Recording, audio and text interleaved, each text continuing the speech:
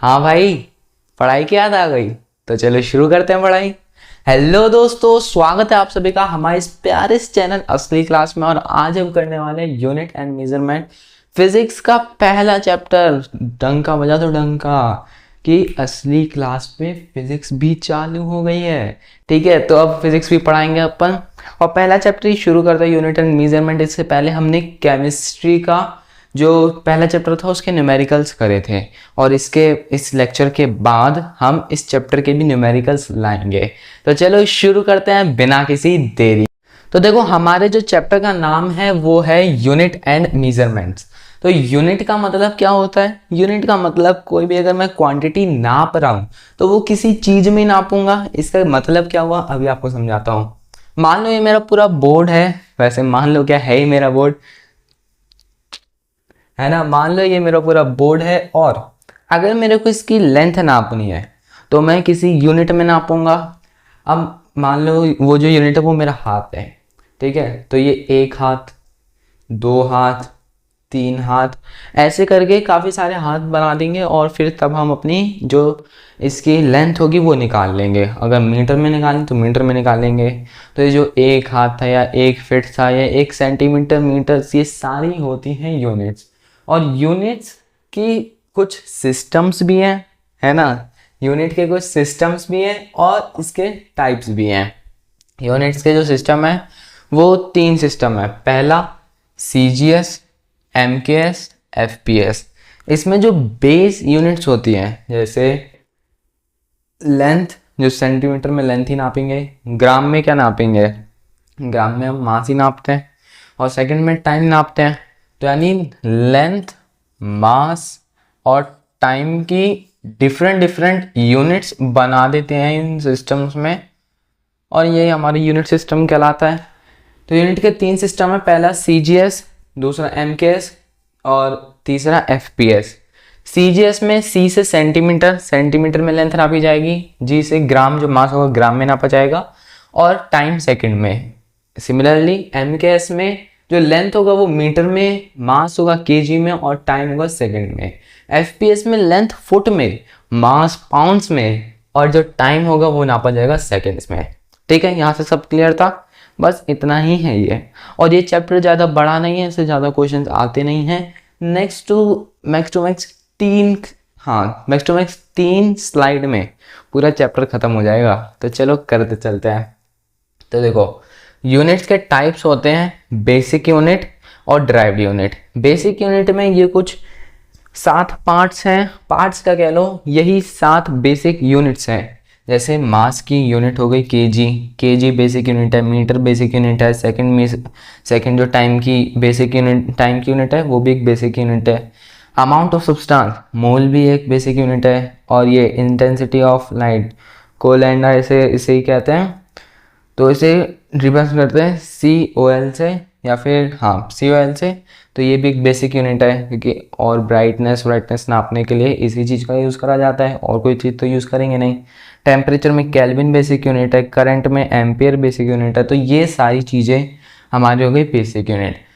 Now इन्हीं से बनती हैं हमारी ड्राइव्ड यूनिट। डिराइव्ड का मतलब ही है कि हमने कोई कैलकुलेशन करके वो सारी चीज़ें निकाली है। अब डिराइव्ड का मतलब ही जब ये है तो चलो करके देख लेते हैं। जैसे मान लो मैंने ले लिया, लेंथ ले लिया और टाइम ले लिया। मीटर और सेकंड की यूनिट ले ली। यूनिट्स पे हम खेल रहे हैं। तो मीटर और सेकंड को मान लो मैंने डिवाइड में रख लिया, क्या बन गई? Boom, unit of speed. Speed की ये यूनिट बन गई। और ये यूनिट जो है वो कहलाएगी क्या? Derived unit. वैसे ही मान लो लेंथ मैंने 2 बार ले ली, यानी मीटर इनटू मीटर कर दिया। लेंथ ही मैंने 2 बार ले ली तो क्या बन गया है? यूनिट ऑफ एरिया बन गई। और भी ऐसी काफ़ी सारी यूनिट्स बन सकती हैं और बनती भी हैं इन्हीं से, यानी इन्हीं बेसिक यूनिट से ड्राइव्ड यूनिट बनती है। तो बस इतना ही था ये टॉपिक। और बढ़ते अपने नेक्स्ट टॉपिक की तरफ। नेक्स्ट टॉपिक है हमारा डायमेंशन। अब डायमेंशन क्या होता है, क्या बला है, किस चीज़ का नाम है, चलो जानते हैं अपनी नेक्स्ट टॉपिक में। So our next topic is dimension. So dimension होता क्या है? आइए देखते हैं, सब कुछ लिखा हुआ है। The exponent of the base quantities। अब देखो ये base quantities क्या होता है आपको बताते हैं। That enters in the expression. अब एक्सप्रेशन क्या होता है, कोई भी फॉर्मूला दे दो या फिर कोई भी इक्वेशन दे दो। फॉर्मूला इन द सेंस जैसे आपको फॉर्मूला दे दिया फोर्स का, मान लो मास इनटू एक्सीलरेशन, तो नाउ ये एक्सप्रेशन है, ठीक है, ये एक्सप्रेशन है, is called the dimension of the quantity in that base. अब यहाँ पे दो वर्ड, एक वर्ड दो बार आ चुका है, बेस क्वांटिटी, और यहाँ पे फिर दोबारा बेस आ गया, उसका मतलब भी वही है। तो देखो बेस क्वांटिटीज क्या होती है, बेस क्वांटिटीज एक एक्सप्रेशन में सबसे जो बेसिक क्वांटिटी है उसको बेस क्वांटिटी कहेंगे। अब सबसे बेसिक क्वांटिटी अगर एक्सप्रेशन में ले, और एक्सप्रेशन हम यहाँ मैथ्स के एक्सप्रेशन तो देंगे नहीं कि अब वेरिएबल और न्यूमेरिकल्स वैल्यूज को हम बेस क्वांटिटीज मान ले, बिल्कुल नहीं। हम यहाँ पे जो एक्सप्रेशन देंगे बोलेंगे फिजिक्स की, और फिजिकल वर्ल्ड में यानी फिजिक्स के अपने वर्ल्ड में जो एक्सप्रेशन होती हैं उनकी बेस क्वांटिटीज तीन ही होती हैं। पहला मास, कि हर चीज का कोई ना कोई तो मास होगा ही होगा। दूसरा लेंथ, और टाइम, टाइम हमेशा रहता है, समय भाई बलवान है, सबसे बड़ा है कौन, समय। तो टाइम, लेंथ और मास, ये तीन ऐसी बेसिक यूनिट है जो हर एक्सप्रेशन में पाई जाएंगी। तो इन्हीं के एक्सपोनेंट्स को यानी इन्हीं के पावर्स को, जो भी एक्सप्रेशन में अगर एलिमेंट है तो इन्हीं की पावर्स को अगर हम कैलकुलेट कर लें तो वही उसकी डायमेंशन पे ही, उस क्वांटिटी की, उस एक्सप्रेशन में उस क्वांटिटी की डायमेंशन कहलाएगी, वो भी उसी एमएलटी बेस में। सिंपल है। इसे और अब आपका ना पता है 50% यहीं पे चीजें क्लियर हो चुकी हैं, बचा 50%। आज एग्जाम्पल समझ लेते हैं, वो भी क्लियर हो जाएगा। अब मैंने क्या बताया था, बेस क्वांटिटीज, बेस क्वांटिटीज की पावर ढूंढनी है हमें। बेस क्वांटिटीज की पावर आप ढूंढोगे कैसे, फॉर्मूला लिखोगे, फॉर्मूला की फिर यूनिट्स, फॉर्मूले से आप यूनिट्स निकाल लोगे कि वेलोसिटी की यूनिट, यूनिट क्या होता है, जैसे वेलोसिटी का फॉर्मूला होता है डिस्प्लेसमेंट अपॉन टाइम। अब इसकी यूनिट निकाल लो, डिस्प्लेसमेंट की यूनिट मीटर अपॉन टाइम की यूनिट नाम। अब इसका निकाल लो क्या, डायमेंशन, और डायमेंशन हमसे स्क्वायर ब्रैकेट में बंद होता है। और हो सके तो लिखना इसी ऑर्डर में लिखने की सोचना। अब देखो मास जो है, ये मास तो है नहीं, जो मीटर में निकला है ये लेंथ है, तो एल जो है वो हमारा 1 है। और यहाँ पे मास दिख रहा है कहीं, केजी वगैरह ग्राम वगैरह नहीं दिख रहा, तो जो एम हो जाएगा वो हो जाएगा 0। और नाउ एल देखते हैं, एल मीटर हमें दे रखा है, लेंथ मीटर में नापी जाती है, मीटर की पावर क्या है, 1 है ना, तो लेंथ की पावर भी 1 हो जाएगी। नाउ सेकंड की पावर यहाँ पे 1 है, लेकिन अगर मल्टीप्लाई में लिखेंगे तो -1 आएगी, तो इसलिए टाइम की जो पावर हो जाएगी वो हो जाएगी -1। और हेंस बूम, ये जो वेलोसिटी की हमने निकाली है ना, ये क्या है, यही है हमारा डायमेंशन, ठीक है, यही है इस वेलोसिटी की डायमेंशन। नाम निकालते हैं फोर्स की। फोर्स होता है मास इनटू एक्सेलरेशन। मास, अब और थोड़ा एक्सेलरेशन की, मान लो आपको डायमेंशन नहीं पता है तो आप और थोड़ा इलेबोरेट कर सकते हो। जैसे एक्सेलरेशन का आप कैसे निकाल सकते हो, एक्सेलरेशन होता है rate of change of velocity, तो यानी mass into u, sorry v minus u upon t. Mass की यूनिट क्या होगी, केजी, और v और u की अगर माइनस कर रहे हैं तो माइनस में अल्टीमेट यूनिट क्या आएगी, मीटर पर second divided by second. Now जो लास्ट लास्ट और सिंपलेस्ट यूनिट आएगी वो आएगी मीटर पर सेकेंड स्क्वायर। यही होगी इसकी यूनिट। मास की जो यूनिट होती है वो केजी होती है, एक्सेलरेशन की यूनिट मीटर पर सेकेंड। और अब इसकी निकाल लो डायमेंशन। डायमेंशन कैसे निकालनी है, पहले मास देखना है, मास है, हाँ है मास। मास की पावर क्या है, 1 है, तो मास लिखेंगे, सिर्फ एम लिखेंगे। एल है, देखते हैं, हाँ एल भी है, मीटर में दे रखा है, तो एल की पावर 1 है, तो इसलिए 1 यानी सिंपल रहने देंगे। 1 आप लिख भी सकते हो, नहीं भी लिख सकते हो, लेकिन -1 लिखना बहुत जरूरी है। और सेकंड, यहाँ पे टी है, टी भी है, सेकंड में दे रखा है, टाइम दे रखा है, तो टाइम की पावर यहाँ पे 2 है, लेकिन अगर मल्टीप्लाई में हम लिखेंगे इस फॉर्म में तो -2 में जाएगी, तो टाइम की पावर हो जाएगी -2, और यही इसकी हो जाएगी, इसकी फोर्स की डायमेंशन। काइनेटिक एनर्जी की देख लेते हैं, हाफ एम वी स्क्वायर। मास की यूनिट क्या हो जाएगी, हाफ। अब देखो ये है न्यूमेरिकल वैल्यू, इससे फर्क पड़ेगा, बिल्कुल नहीं पड़ेगा, क्योंकि हम क्या देख रहे हैं यूनिट्स, और न्यूमेरिकल वैल्यू की कोई यूनिट नहीं होती भाई। तो मास की यूनिट क्या हो जाएगी, केजी। वेलोसिटी की यूनिट हो जाएगी मीटर पर सेकेंड, और स्क्वायर लगाए तो यूनिट का भी स्क्वायर लगा दो, सिंपल सी बात। केजी का केजी रहेगा, ये हो जाएगा मीटर स्क्वायर अपॉन सेकेंड का स्क्वायर। अब मास देख लेते हैं, मास की वैल्यू 1 ही है, मास की जो पावर है वो 1 है, लेंथ की पावर यहाँ पे 2 है, और टी की पावर -2 है, और यही बन जाएगी काइनेटिक एनर्जी की डायमेंशन। नाउ बस इतना ही था एक टॉपिक। नाउ हमारा जो नेक्स्ट टॉपिक आता है वो है प्रिंसिपल ऑफ होमोजेनिटी। अब देखो एक ही होता है प्रिंसिपल और एक होता है एयर वाला, उसमें बच्चे बहुत डिफरेंट, बहुत मतलब मिक्स कर देते हैं। इस प्रिंसिपल की जगह एयर वाला प्रिंसिपल लिख देंगे, एयर प्रिंसिपल जहाँ लिखना होगा वहाँ एल ही लगा देंगे, पता नहीं क्यों करते हैं, लेकिन उनके बेसिक क्लियर नहीं होते सिंपल। तो देखो प्रिंसिपल, ये वाला जो प्रिंसिपल है इसका मतलब होता है सिद्धांत, जो भी आपके रूल्स रेगुलेशन है वो सब इसी में आएंगे। और वो प्रिंसिपल वो एक हेड है, जो कि स्कूल का भी हो सकता है। हाँ, स्कूल का प्रिंसिपल जो होता है वो एकदम हेड है, तो वहाँ पे वो लेते हैं एल वाला, लेकिन यहाँ पे सिद्धांत है, यहाँ पे एल वाला लगेगा। तो होमोजेनिटी का एक प्रिंसिपल है, एक सिद्धांत है, आगे समझते हैं कि क्या सिद्धांत है। Any two quantities can be compared, added, subtracted only if they have same dimension. कोई भी दो क्वांटिटीज है, अलग अलग क्वांटिटीज, मान लो एक, चलो एस्केलेशन में हम क्या करते हैं, यहाँ पे आपको एग्जांपल सुनो। एस्केलेशन में हम क्या करते हैं, एस्केलेशन में हम करते हैं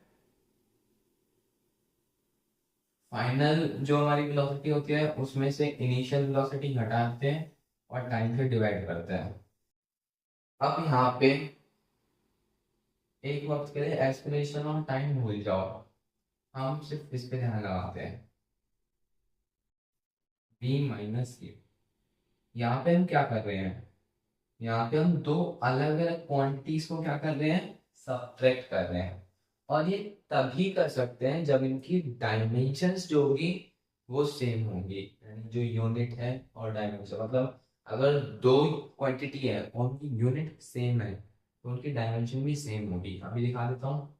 जो वेलोसिटी है उसकी यूनिट क्या होती है, मीटर पर सेकेंड, और जो फाइनल वेलोसिटी और इनिशियल वेलोसिटी है तो वो वेलोसिटी तो मीटर पर सेकेंड, दोनों की यूनिट सेम। अब इनकी निकालो डायमेंशन, मास 0, एल L1 40 - 1, और इसकी वैल्यू निकलेगी मास 0, एल 40 - 1। देखो यूनिट सेम है तो डायमेंशन भी क्या है, सेम है। अब ये हमारे पता है, ये प्रिंसिपल ये नहीं कहता कि अगर ये यूनिट सेम है तो डायमेंशन सेम है, ये मैंने आपको बता दिया है। जो प्रिंसिपल है ये क्या कहता है, ये कहता है जब भी आप दो क्वांटिटीज को कंपेयर करोगे, ऐड करोगे या फिर सब्ट्रैक्ट करोगे, तो वो तभी मुमकिन है जब उसकी जो डायमेंशंस होगी या फिर उनकी जो यूनिट होंगी वो सेम हो। अब यहाँ का मतलब ये नहीं कि या तो ये सेम या तो ये सेम। अगर आपकी डायमेंशन अलग आ रही है तो आपने कुछ गलती कर दी है, क्योंकि अगर यूनिट सेम है तो डायमेंशन भी सेम होगी। आप एंड भी लगा सकते हो, डायमेंशन सेम है only they have same dimension, और की जगह आप लगा सकते हो एंड यूनिट सिस्टम। ठीक है, सिस्टम कह रहा हूँ। तो यहाँ पे आपको समझ आ गया। अब इसको हम एक एग्जाम के तौर से समझ लेते हैं और अच्छी तरीके से। अब हम इनकी पहले निकालते क्या, डायमेंशन निकालते हैं। पहले तो देखो यूनिट ही निकालते हैं, यूनिट क्या हो जाएगी, metre, metre square upon second का स्क्वायर, ये यूनिट हो जाएगी मीटर स्क्वायर अपॉन सेकंड का स्क्वायर। और ये यूनिट हो जाएगी 2 से फर्क पड़ेगा, मैग्नीट्यूड से फर्क नहीं पड़ता है, हमें पड़ रहा है एक्सक्लेमेशन जो क्वांटिटीज है, फिजिकल क्वांटिटीज है, उनसे फर्क पड़ेगा, फिजिक्स की जो क्वांटिटीज है। और एक्सक्लेमेशन की यूनिट क्या होती है, metre square by sorry sorry sorry metre upon second का स्क्वायर इनटू, और ये एस क्या है, ये एस है डिस्प्लेसमेंट, और डिस्प्लेसमेंट की यूनिट होगी मीटर, यानी एट द एंड क्या यूनिट आई, मीटर स्क्वायर अपॉन सेकंड का स्क्वायर। तो देख रहे हो आप यहाँ पे ये यूनिट भी, ये यूनिट भी और ये यूनिट भी, इन तीनों यूनिट, ये जो तीनों यूनिट है वो क्या है, सेम है। तो मैंने क्या बताया था, अगर यूनिट सेम है तो डायमेंशन भी सेम है, और अगर डायमेंशन भी सेम है तो ये ऐड भी करे जा सकते हैं, कंपेयर भी करे जा सकते हैं और सब्ट्रैक्ट भी करे जा सकते हैं। यहाँ पे तीनों ही मतलब ऐड नहीं हो रहे हैं, लेकिन सब्ट्रैक्ट और कंपेयर तो हो ही रहे हैं। कंपेयर देखो इक्वल टू का साइन लगा है, कंपेयर भी हो रहा है, माइनस का साइन लगा है, सब्ट्रैक्ट भी हो रहा है, और यहाँ पे दो साइन लगा के प्लस का साइन भी हो रहा है। ठीक है, तो प्रिंसिपल ऑफ होमोजेनिटी अगर आपको बोल दिया किसी ने कि प्रिंसिपल ऑफ होमोजेनिटी आपके पेपर में आ गया, लिख के दिखाओ, तो आप ये सिंपल सी डेफिनेशन लिख सकते हो कि principle of homogeneity state that if any two quantities, मतलब इफ ना लगा के, any two quantities can be compared, जो भी दो क्वांटिटीज होंगी, कोई भी दो क्वांटिटी, वो कंपेयर तभी होंगी या फिर ऐड तभी होंगी या फिर सब्ट्रैक्ट तभी होंगी जब उनकी डायमेंशन जो होगी वो सेम होगी। और एग्जांपल देके उनको पहले यूनिट निकाल लेना, फिर डायमेंशन निकालना जरूरी है। यहाँ पे मैंने डायमेंशन निकाली नहीं है, पर आप डायमेंशन निकालना, क्योंकि जो स्टेटमेंट है उसमें डायमेंशन की बात करी है।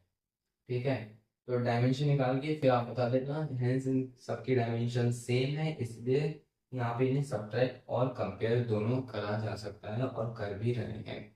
बस इतना ही था एक टॉपिक, ना बढ़ते हैं अपने नेक्स्ट टॉपिक की तरफ। हम आते आते हमने तो ये भूल ही गए कि हम यूनिट वाला जो पूरा पार्ट है वो कंप्लीट कर चुके हैं। अब जो नेक्स्ट पार्ट आने वाला है वो आने वाला है मेजरमेंट का। मेजरमेंट में जो आएगा, देखो यूनिट में हमें पता नहीं था कि डिफरेंट यूनिट्स को, मतलब यूनिट सिस्टम्स पहले सिस्टम से दूसरे सिस्टम में कैसे चेंज करना है, या फिर डिफरेंट यूनिट्स में कि बेसिक यूनिट क्या होती है, ड्राइव यूनिट होती है, क्या होती है, ये हमें पता नहीं था, इसलिए हमने सीखा। लेकिन मेजरमेंट्स में क्या है, मेजरमेंट्स में यानी माप लेना। अब माप लेना तो हमें आता ही है, तो वो सारी चीज़ें हमें पता है, लेकिन हमारा जो मेन टॉपिक बनता है मेजरमेंट में वो बनता है एरर का। अब एरर क्या होता है, एरर वो डेविएशन होता है, एनी डेविएशन, कोई भी डेविएशन हो सकता है। डेविएशन का मतलब होता है भटकना, यानी कोई राह चल रहा है और वहाँ से थोड़ा साइड हो जाए, यानी मतलब भटक गया वो अपनी राह से। तो एनी डेविएशन इन मेजरमेंट, यानी मापने में अगर कोई भी गलती हो जाती है फ्रॉम द एक्चुअल वैल्यू, अगर जो भी एक्चुअल वैल्यू हो, मान लो एक्चुअल वैल्यू एक बॉल है, या बॉल नहीं एक पेन है, ठीक है, ये पेन जो है वो है 10 सेंटीमीटर का, 10 सेंटीमीटर इसकी लेंथ है। अब आपने नाप ली, आपने नापी, आपकी आई 9.9, यानी यहाँ पे 9.9 सेंटीमीटर आए आपकी, यानी यहाँ पे 0.1 का एरर आ गया, यहाँ पे 0.1 ये भटक गया, तो उसी को हम एरर कहेंगे। अब एरर को कैलकुलेट करने के लिए, इसी को कैलकुलेट करने के लिए डिफरेंट क्या होते हैं, मेथड्स होते हैं। तो पहला मेथड हम देखो, ये सारी चीज़ें आपको डेफिनेशन आपको जाननी है, वो मैं आपको समझाने के बाद 5 सेकंड की एक स्लाइड लगाऊंगा, मतलब 5 सेकंड तक वो स्लाइड चलेगी या 10 सेकंड तक, जितने भी देर चले आप देख लेना। उसमें जितने भी इनकी क्या बोलते हैं डेफिनेशंस होंगी वो सारी लिखी आ जाएंगी, एरर की जो पार्ट्स हैं इनकी कैलकुलेशंस की। बाकी अभी ना ये जो एरर वाला टॉपिक है ये समझने का है, अगर समझ लिया तो आप डेफिनेशन भी खुद बना लोगे। नाउ कैलकुलेट, एरर को कैलकुलेट करना है, तो कैलकुलेट करने के लिए हमारे पास कुछ रीडिंग्स भी होनी चाहिए, तो पहले रीडिंग ही ले लेते हैं। तो लेट्स से हमारे पास एक बॉल है, ठीक है, हमारे पास एक बॉल है। अब हमें इसका नापना है क्या, वेट नापना है। तो हम वेटिंग मशीन के पास गए, वेइंग मशीन के पास, और वहाँ पे हमने इसका जो वेट है वो नापा, ठीक है। यहाँ पे और हल्की सी डिटेलिंग कर देते हैं। यहाँ पे अपने इसका वेट नापा और पहली जो रीडिंग आई वो आई 10 या फिर 10 किलोग्राम, नहीं ग्राम में ही लेते हैं, सिंपल चीज़ें करते हैं। पहली बारी में रीडिंग आई 10 ग्राम। नाउ नेक्स्ट बार हमने रीडिंग करी, नेक्स्ट टाइम आ गई 9.9। फिर उसके बाद दूसरी बार रीडिंग करी, दूसरी में आ गई 10.1। फिर और रीडिंग करी, एक में 11 ग्राम आ गई। और रीडिंग करी हमने, करीबन 5-7 रीडिंग ले ली, 5-7 रीडिंग लिख लेते हैं हम। एक में 8 ग्राम आ गई, बहुत ही ज़्यादा भटक गया। और एक में आ गई 10.5 ग्राम। हमने एक और रीडिंग ले ली 9.3 ग्राम। कितने हो गए, 1 2 3 4 5 6 7 10 ले लेते हैं। एक में 10.1 दिया है हमने, 10.2 ग्राम ले लेते हैं। ठीक है, इनको हटाओ।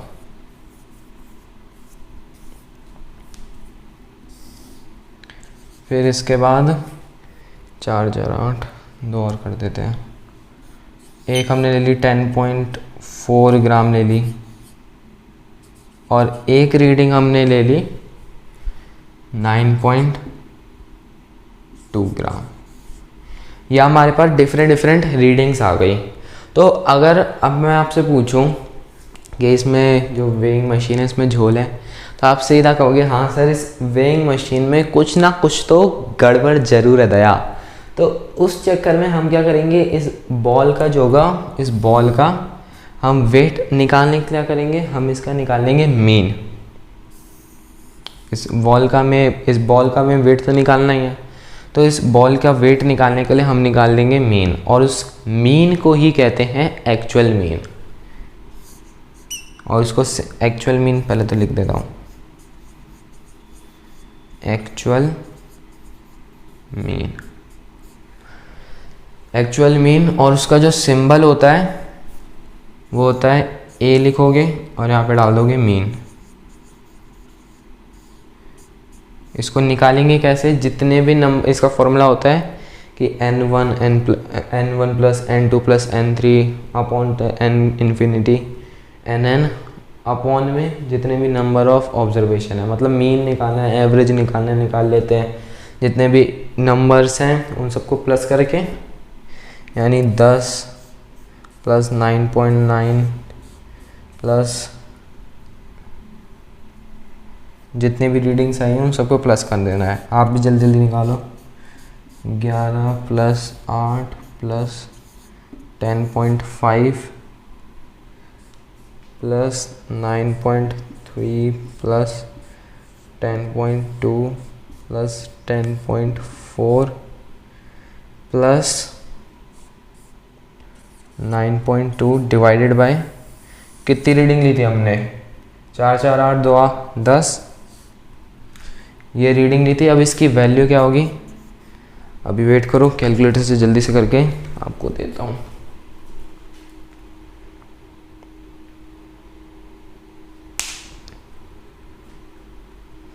Ten plus 9.9 plus 10.1 plus 11 plus 8 plus 10.5 plus 9.3 plus 10.2 plus 10.4 equals 89 divided by 8.94। इसकी जो वैल्यू आ रही है वो आ रही है 8.94। तो यानी ये क्या है, यह है इसका एक्चुअल मीन आया है। यानी जो इस बॉल का 8.94 एवरेज निकालना, एवरेज ग्राम में डाल लेते हैं, ग्राम इसकी यूनिट होगी, ठीक है। मतलब जो भी यूनिट्स की, जो भी रीडिंग की यूनिट होगी वही एक्चुअल मीन की भी यूनिट होगी। यानी इस बॉल का अगर मैं वेट निकालूं तो करीबन 8.94 ग्राम के अराउंड ही बैठेगा। अब मैं आपसे पूछूं कि एरर कितना निकला, तो आप एरर निकालने के लिए या तो आप ऐसे कर सकते हो, एरर निकालने के लिए क्या करोगे, ये जो एग्जैक्ट वैल्यू आई है आपके पास, मीन वैल्यू आई है, उसमें से रीडिंग से आप मतलब जो वैल्यू आई है उसमें से आप रीडिंग काट दोगे, जो वैल्यू आएगी उतना ही एरर निकलेगा आपका, है ना। तो उसको ही कहते हैं हम एब्सोल्यूट एरर। वो मैं इधर लिख देता हूँ।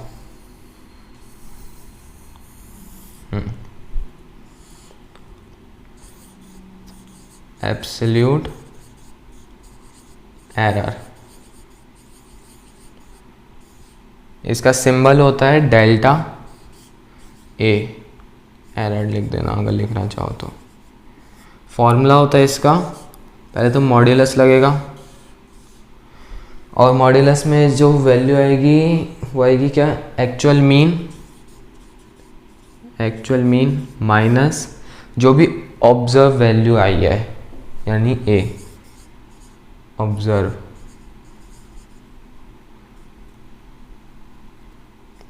ऑब्जर्व वैल्यू जो भी आई है वो लिख देना, ठीक है। एक्चुअल मीन से एक्चुअल जो ऑब्जर्व वैल्यू आई है या फिर जो रीडिंग आई है वो लिख देना और मॉड्यूलस लगा देना। मॉड्यूलस क्या होता है, मॉड्यूलस एक तरीके का मैथमेटिकल ऑपरेशन ही है जिसमें अगर माइनस में वैल्यू भी आ रही है तो हम प्लस में ही लेके चलते हैं। अब देखो क्यों, ऐसा क्यों, क्योंकि सिंपल सी बात है, एरर का मतलब है गलती। गलती चाहे कम हो चाहे बड़ी हो, गलती होती है, इसलिए गलती हमेशा प्लस में ही मानी जाएगी। सिंपल सा ये याद रख सकते हो आप। एरर हमेशा पॉजिटिव वैल्यू में ही निकालता हूँ। तो एक्चुअल जो मीन है वो कितना निकला है, 8.1। तो अब मैं निकालने लगता हूँ, मैं निकालता हूँ, चलो डेल्टा ए, लेट्स पहली रीडिंग के लिए निकालते हैं, डेल्टा A1 वो कितना निकलेगा, एक्चुअल मीन कितना है 8.94 माइनस 10 और वो भी मॉड्यूलस के साथ, माइनस 10 आएगा आंसर 1.06। अब आप बोलेंगे सर ये तो बड़ा डिजिट है, इसके आगे माइनस है, लेकिन यहाँ पे मॉड्यूलस भी तो लगा है, मॉड्यूलस से जो माइनस का साइन है वो भी चेंज होकर प्लस में बदल जाता है। अब ऐसे निकाल लेते हैं, बाकी सारी डिजिट्स के भी निकाल लेते हैं जल्दी से, कि डेल्टा A2 का क्या निकलेगा, डेल्टा A3, ये है absolute error, absolute error of reading 4, absolute error of reading 5, ऐसे ही absolute error of reading 6, absolute error of reading 7, absolute error of reading 8, absolute error of reading 9, क्या निकलेंगी, एब्सोल्यूट एरर ऑफ रीडिंग 10। अब इन्हें जल्दी जल्दी निकाल लेते हैं। A2 8.94 माइनस, देखो ऐसे में A1 A2 A3 A4 A5 A6 A7 A8 A9 A10। अब इन्हें जल्दी से निकाल लेते हैं।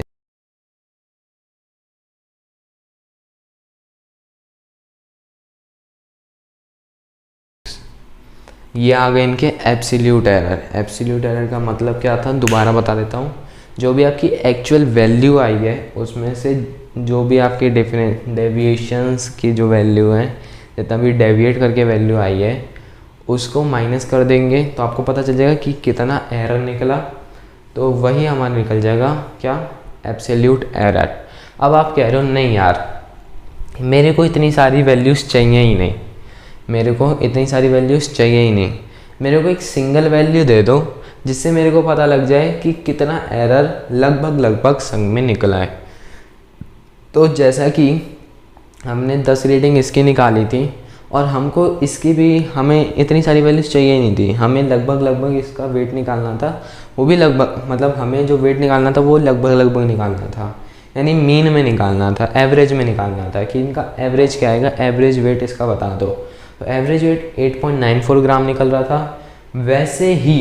वैसे ही अब एरर की कोई यूनिट नहीं होती पहली बात, तो वैसे ही अगर मैं एरर का आपसे पूछूं कि मेरे को इतनी सारी यूनिट नहीं चाहिए, मेरे को एक यूनिट बता दो, एक नंबर बता दो जिनके लगभग लगभग ये सारी यूनिट्स दौड़ेंगी, ये सारी यूनिट्स रिवॉल्व करेंगी, तो वो सारी यूनिट्स कैसे निकालूंगा? वो सारी यूनिट्स निकालूंगा इनका भी मीन करके।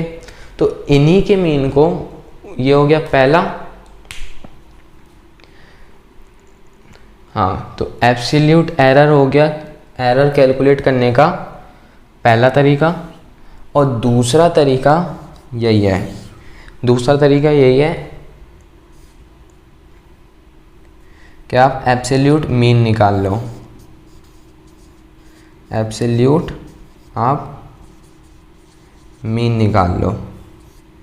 सिंबल इसका डेल्टा, और डेल्टा हाँ ए, और यहाँ पे मीन लिख देना, सिंपल। यहाँ पे एक लाइन खींच देना ताकि डिफ्रेंशिएट सारी चीज़ें रहे। अब इसका फॉर्मूला होता है n1 प्लस, रुको,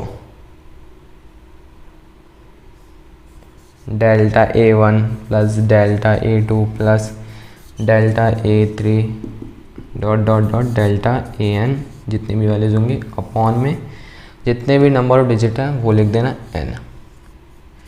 तो करके देखिए आप, इन सब का एरर है 0.92 plus 1.46 plus 2.06 plus 0.94 plus 1.56 plus 0.36 plus 1.26 plus 1.46 plus 0.26, ये सारे हमारे एरर निकले थे डिफरेंट रीडिंग्स के। अब हमें एक ही वैल्यू चाहिए, तो हम क्या करेंगे, इनको प्लस करके डिवाइड कर देंगे किससे, 10 से, सिंपल। तो पहले जल्दी से इनको करते हैं।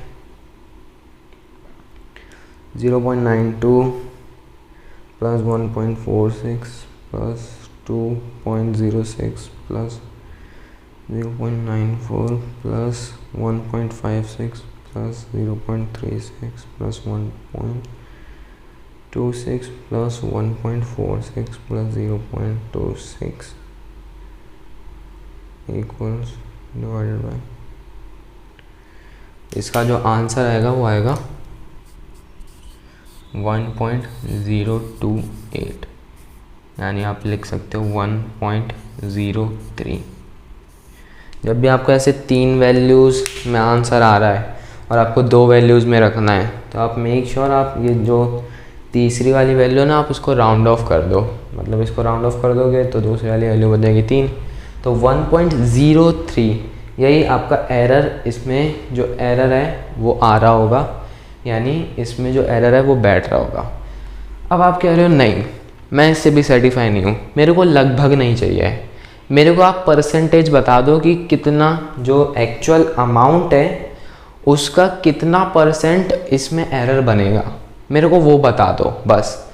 सिंपल सा आप वो कह रहे हो कि मेरे को एब्सोल्यूट एरर, मेरे को लगभग वैल्यू चाहिए ही नहीं, मेरे को ऐसा जो झंझट वगैरह पालना ही नहीं है, मेरे को सिर्फ आप बता दो, परसेंटेज बता दो कि इस बॉल की कितने वेट, अगर एरर आ रहा है, एरर तो डेफिनेटली आ रहा है, तो एरर आ रहा है तो इस बॉल का जो वेट है उसका कितना परसेंट एरर में वेस्ट हो रहा है, फिर कितना परसेंट एरर आ रहा है, उतना परसेंट काट के हम सिंपल लगा सकते हैं। तो अगर हमें परसेंटेज निकालना है तो इधर लिखते हैं, परसेंटेज के लिए क्या करेंगे, यही हमारा होगा तीसरा मेथड। परसेंटेज एरर के लिए क्या करेंगे, जो आपका एरर आ रहा है, ठीक है, जो आपका एरर आ रहा है वो 1.03, परसेंटेज के लिए क्या करते थे, जो टोटल आता था वो नीचे रखते थे और जिसके हमें परसेंटेज निकालनी है वो चीज़ ऊपर रखते थे इंटू 100। तो वही चीज़ यहाँ पे करेंगे, टोटल हम नीचे रखेंगे। टोटल वेट हमने मीन से निकाला था 8.94 लगभग, और जो एरर है वो 1.03 लगभग। तो इसलिए इन लगभग को हटाने के लिए हम परसेंटेज का इस्तेमाल कर रहे हैं, इंटू 100 कर देते हैं। तो जो परसेंटेज आएगी वो आएगी इसकी 1 कर देते हैं जल्दी। 1.03 डिवाइड बाय 8.94 है ना, ठीक है।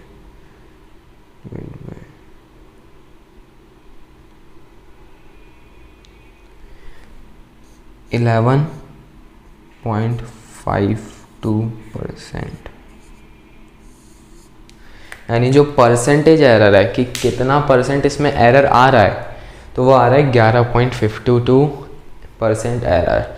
अब आप एक बात और ध्यान रखना कि आप 52 लिख रहे हो तो आप 12% लिख दोगे, से नहीं। आप परसेंटेज में हो सके तो कम से कम राउंड ऑफ करने की कोशिश करना। पहली बात तो राउंड ऑफ होता ही नहीं है परसेंटेज में, लेकिन अगर आप कर भी रहे हो तो कम से कम, जैसे 3-4 डिजिट की परसेंटेज आ रही है बिल्कुल, है ना। जैसे अभी कैलकुलेटर में करा था वहाँ 6 डिजिट की परसेंटेज आ रही थी भाई बिल्कुल, तो वो सारी डिजिट को आप हटा सकते हो बिल्कुल। वो सारी चीज़ें ऐसे ही हटा दो, बस 2 डिजिट रखो, उतने में आपका काम जो हो जाएगा वो फिनिश हो जाएगा, बस सिंपल।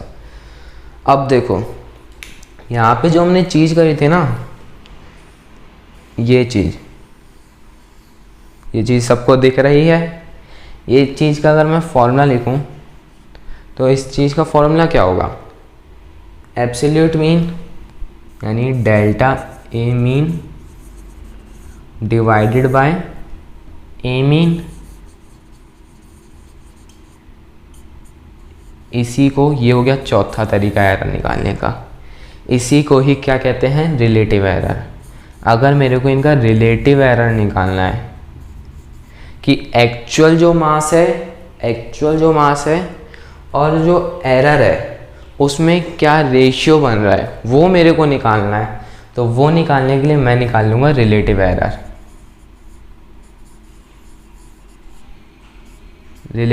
निकाल लूँगा और वही हमारा बन जाएगा। तो यही हमारे पास 4 तरीके हैं। अब नाउ नेक्स्ट 10 सेकंड के लिए मैं आपके जो स्क्रीन है उस पर एक स्लाइड लगा दूंगा। उस स्लाइड में ये एब्सोल्यूट एरर, दूसरा तरीका एब्सोल्यूट मीन एरर, है ना, एक्चुअल मीन क्या होता है, और परसेंटेज एरर और ये रिलेटिव एरर, इन सब की डेफिनेशंस आ जाएगी। वो चीज़ आप याद कर लेना। तो बस यहीं तक था आपका सफ़र इस चैप्टर के साथ। लेकिन ऐसा बिल्कुल नहीं है, क्यों? क्योंकि अभी इसके न्यूमेरिकल्स भी करने हैं। जैसे अभी हमने ये सारी चीज़ें करी हैं, ऐसे और भी काफ़ी सारे न्यूमेरिकल्स हैं, वो हम करेंगे पिछली क्लास में। इस चैप्टर से ज़्यादा चीज़ें बनती नहीं है, लेकिन जो चीज़ें बनती हैं भाई वो दिमाग हिला देती हैं। तो वो सही उन चीज़ों को टैकल करने के लिए हम इसकी न्यूमेरिकल वाली सीरीज़ भी जो हमारी चल रही आ रही है, उसमें इस चैप्टर को भी हमने ऐड कर लिया है। हम आपको क्या बोलते हैं, मैं आपको जो वीडियो है वो सेंड कर दूंगा, मतलब अपलोड कर दूंगा, ठीक है। तब तक के लिए आप इस चैप्टर को और डिटेल में पढ़िए, एनसीईआरटी रीड करिए। तब तक के लिए मुस्कुराते रहिए, पढ़ते रहिए। जय हिंद, वंदे मातरम।